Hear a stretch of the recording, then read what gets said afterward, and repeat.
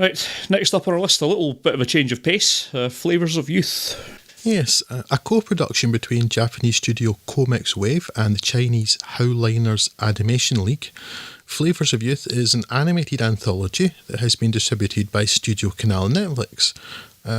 Just by coincidence that almost everything we've watched this week has come via Netflix, but clearly taking its lead from Comex's most famous collaborator, Makoto Shinkai, Flavours of Youth has tried to weaponise and industrialise the themes of nostalgia and lost youth that permeate Shinkai's work, but with considerably less efficacy. The first segment, The Rice Noodles, is set in Beijing and a small factory town, and involves a young man reminiscing about the literal flavours of his youth. Though it clearly tries to use the different noodle dishes he has tried as a framing device for what he has lost, it is, really, not at all unfair to reduce this segment to noodles aren't as good as the noodles I had before. This segment in particular suffers from a failing common to much of Shinkai's work, which is that it's very difficult to buy into the sense of nostalgia and that feeling of something lost when the protagonist is, at most, in their early 20s and so only a handful of years removed from the crucial events. Unlike the films of Makoto Shinkai, however, this failing is not counterbalanced by strikingly beautiful animation or compelling story. The second segment, A Little Fashion Show, is set in Gwangju and tells the tale, barely, of two orphan sisters who now live together in the city.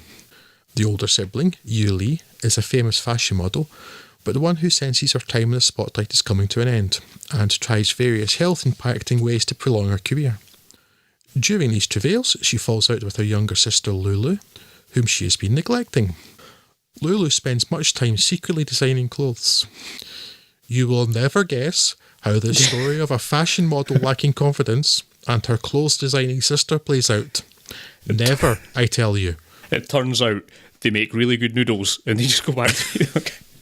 And so it's on to Shanghai for the final segment, Love in Shanghai, in which a young architect discovers amongst his belongings while moving into a new apartment a mixtape, given to him without his knowledge by his teenage love.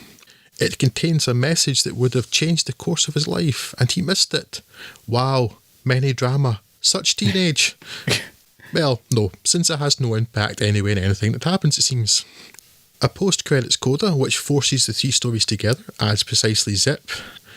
And having been anticipating this because of Comex Wave's involvement, it saddens me to say that it's really not very good. And I can't recommend it even at its very slight 74-minute running time. Mm-hmm. A genuine pity. I am disappointed. Also, so before you say your piece, Scott, I was particularly struck too, and I don't know, maybe because of the translation from the Mandarin, maybe some sort of nuance is left, but I don't think so. There's a stupid line which kind of struck me as being emblematic of just the kind of really crappy storytelling in this, or generally poor storytelling.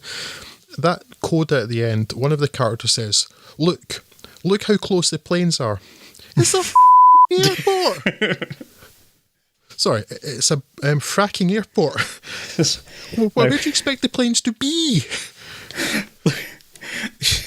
These planes are so close I barely have to be fired out of this cannon just to get into it. It's almost as though you could walk into it.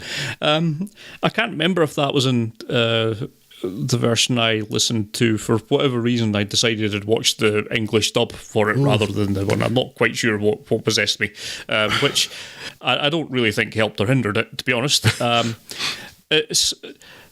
watched this for an hour and 10 minutes and was fine with it.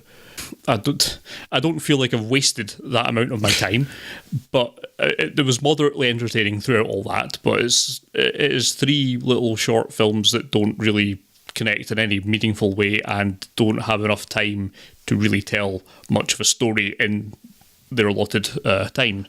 So it was a thing that I watched and it was okay.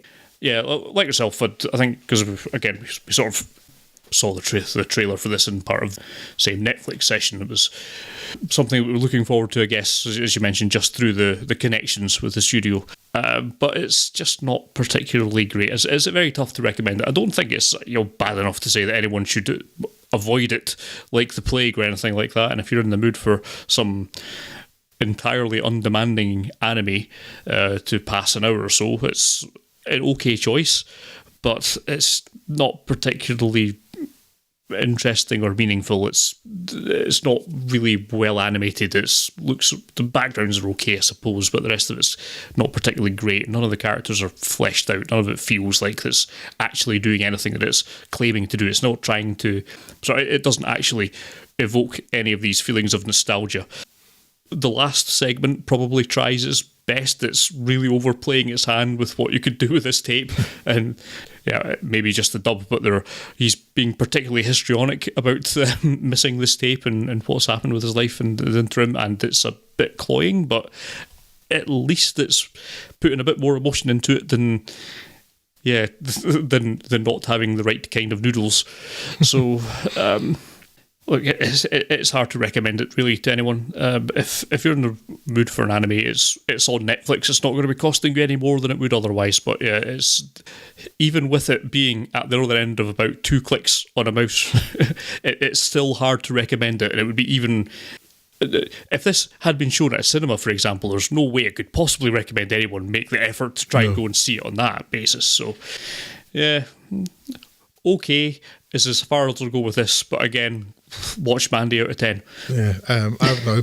What I would say instead, as a genuine recommendation, is while Makoto Shinkai does seem to largely tell the same story over and over again, there are a few Makoto Shinkai shorts, as well as his excellent Your Name, but Makoto Shinkai shorts like 5 centimetres per second and The Garden of Words, which are much more effective, strikingly beautiful animation, which is one of his real standouts. So I would urge you, rather than going for Flavours of Youth, which is they're taking his shtick but doing it in a very processed, derivative way. So if you seek out some Makoto Shinkai work instead, which may take a bit more effort, but will be far more rewarding in the end. Yes, not a bad call indeed.